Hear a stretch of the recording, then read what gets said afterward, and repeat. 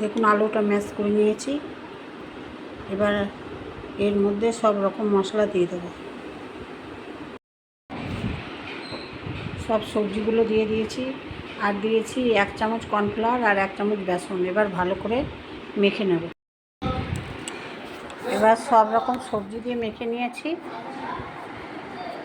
এবার এরকম মুঠার মতন শেপ দিয়ে নেব। চিতল মাছের মুঠা যেভাবে করে পুরো সেভাবে শেপ দিয়ে নেব।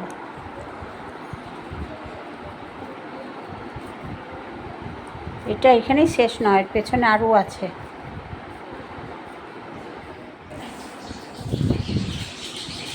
দেখুন এগুলো বানানো হয়ে গেছে। এবার আমি এতে মুগের ডাল, একটু ছোলার ডাল আর 1 চামচ বেসন, ছোলার ডাল আর মুগের ডাল ভিজিয়ে রেখেছিলাম সারা রাত, পেস্ট করে নিয়েছি। তার সঙ্গে 1 চামচ বেসন দিয়েছি, লবণ, হলুদ, লঙ্কার গুঁড়ো দিয়ে এটাকে ভালো করে ফেটিয়ে নিলাম। এইবার এর ভেতর ডুবিয়ে আমি ওগুলো বড়াগুলো ভেজে নেব। কোট করে আমি তেলে দিয়ে দেবো।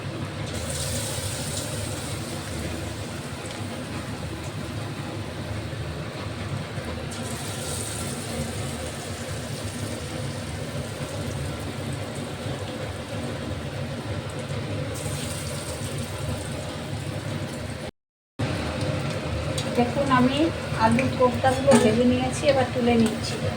ঠিক এরকম হবে।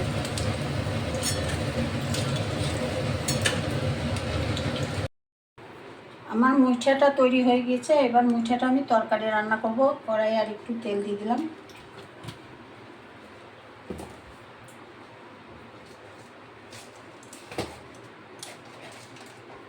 একটু জিরে ফোড়ন দিলাম, আর এর মধ্যে আছে আদার পেস্ট আছে, জিরে গুঁড়ো, ধনের গুঁড়ো, লঙ্কার গুঁড়ো, গরম মশলা, হলুদ, লবণ সব আছে। এই মশলাটা দিয়ে দেবো। বাটি ধোয়া জল একটুখানি দিয়ে দেবো। এই মশলাটা ভালো করে কষিয়ে নেব।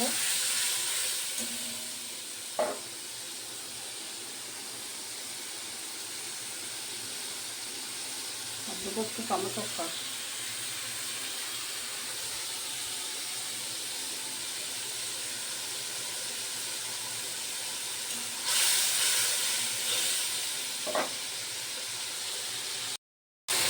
এবার দেবো একটু কারি পাতা।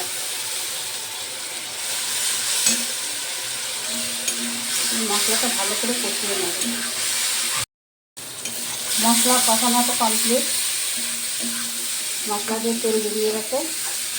এবার আমি জল দিয়ে দেবো।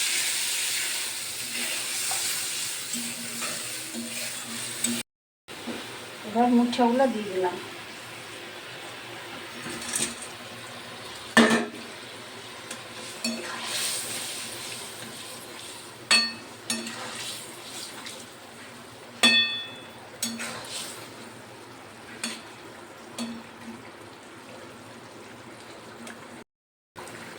এবার দেবো 1 চামচ ঘি,